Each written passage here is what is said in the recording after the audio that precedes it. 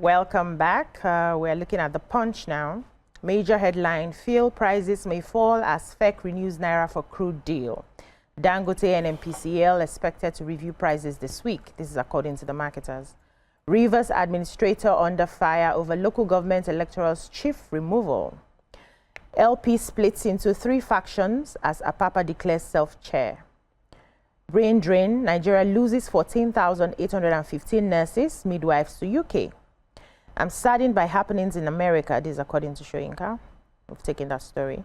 No increase in my physical assets after presidency. This is past President Buhari. Tinubu hails Jim Ovia over after prestigious London honor. What stories do we have in the Punch? Okay, so I have the story of the Nigeria saying that they lost some of their nurses. They said no fewer than 14,815 Nigerian trained nurses and midwives have been licensed to practice in the United Kingdom from 2017 to September 2024. They said as of March 31st, 2024, there were 13,656 Nigerian nurses and midwives in the UK.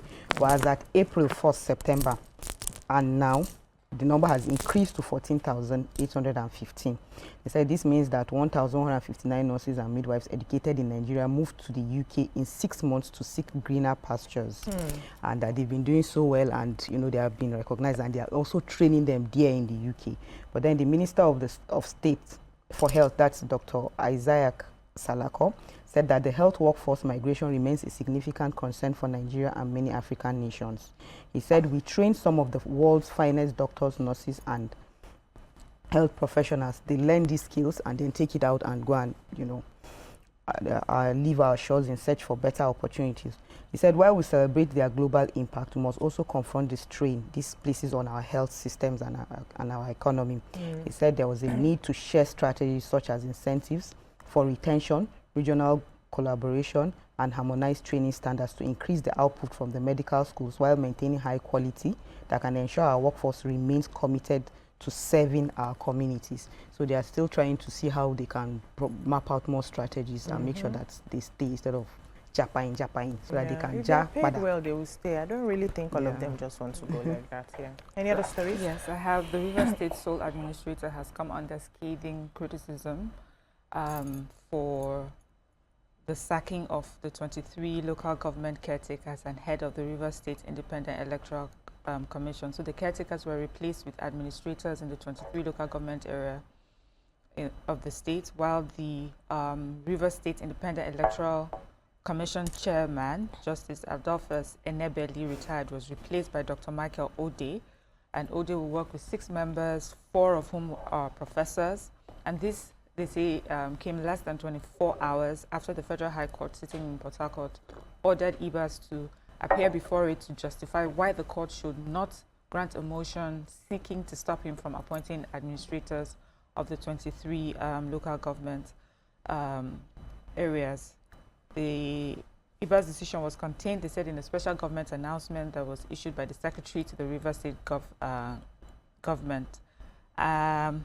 Anyways, as at the beginning, a lot of people have been criticizing this PANDEF as well, but especially reacting to the appointment is the Special Advisor on Electronic Media, Jerry Omasogunwa. That's to the Governor, Sim Fubara. He said that that IBAS has become a lord unto himself by his actions, especially as the court has summoned him over the appointments. He said that he's happy that the National Assembly has faulted the planned budget preparation that the sole administrator had talked about as well. In fact, this is how he says. He says, well, we have seen impunity pro max in River State. And I think the National Assembly had also said that the budget presentation that he said he was preparing will not stand because that is not the purpose for which he was sent here. And the court has asked him not to do anything and to come and answer. And yet, you know, he went ahead to release the names of the 23 local government. But that is according to him and PANDEF. We have a member of the Rep.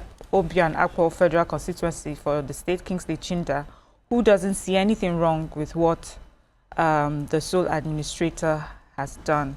He said that he challenged anyone to point out the constitutional provision that bars the sole administrator from dissolving political appointees and appoint persons of his choice to help him deliver services.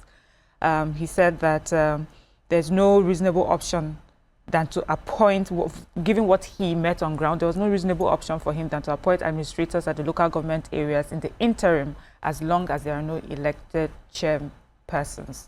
So, as you know, with politics and things like that, there's Nigerian always different. Exactly. It looks like Now you see it, now you don't. Exactly.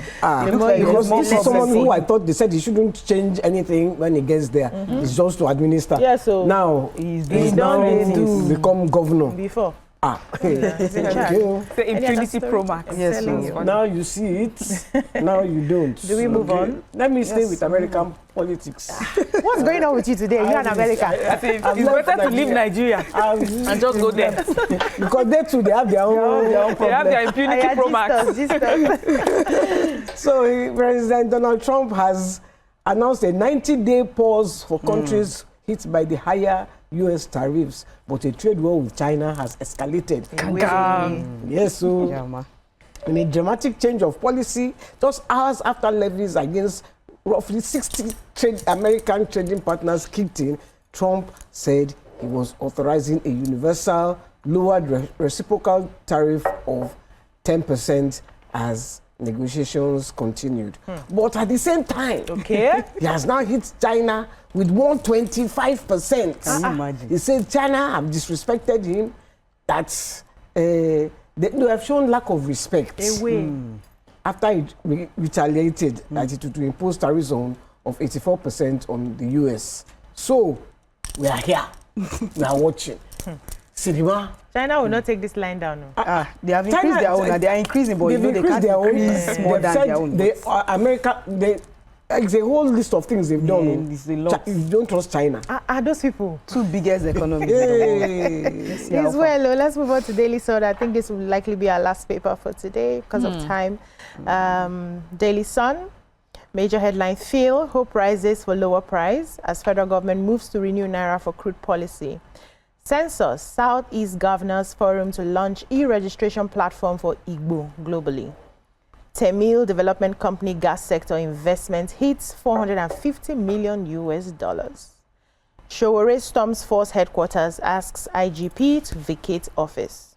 Kalu Zodima Southeast Senate caucus mourn Diamond Bank founder Dozie. Lassa fever, Ondo, Edo, Bauchi top chart as confirmed cases hit 660 in 3 months. There's one here, LP crisis. Abia governor leads party delegation to INEC to submit Supreme Court judgment on chairmanship. What do we have in the Sun? Okay, I have the Southeast Governors Forum has unveiled plans to launch a global electronic registration in preparation, a registration platform for Nigerians of Igbo descent in preparation for the upcoming nationwide census. Okay. So the initiative aims to gather accurate demographic data that will support regional planning and fast-track development in Igbo land. The announcement was made by the Director General of SIGOV. She is Senator Uche Ekunife. She explained that the platform was designed to determine the actual population of Igbo, both within Nigeria and globally. The data will serve as foundation for advocating for increased resource allocation and improved representation of the Igbo. She said that while the Igbo are often considered as one of the largest ethnic groups in Nigeria, their numerical strength has historically been underreported, primarily due to limited participation in previous national census exercises. So the outcome of this project will provide accurate population figures and reliable data to support development initiatives and policy advocacy within the Igbo community. Okay. Sounds like a good initiative. Yeah. Any other story in the Sun? So, yes, human rights activist Omoyele Shorewa has reiterated his call for the Inspector General of Police, Kayode Egbetokun, to vacate his office. He says that he has exceeded his constitutional retirement age of 60 years old. He turned 60 in September 2024. So he went to the force headquarters to register his protests at Oga, your time don't pass, so retire now. But in July 2024, the National Assembly had hurriedly changed the law, had amended the law and said he can go on for the next 4 years. So he's by law, he's fine. Fagbemi, the Attorney General, has said that he's within his constitutional rights because the law has been amended. So Showore is just, well, Showore has maintained that no. We cut up here. Retire. Yes, yeah. Retire now. Yeah, unfortunately, that's all we can take on the newspaper reviews today. Thank you, ladies. When we come back, the show continues. Don't go anywhere.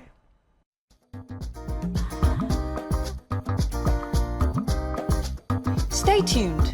Your View will be right back.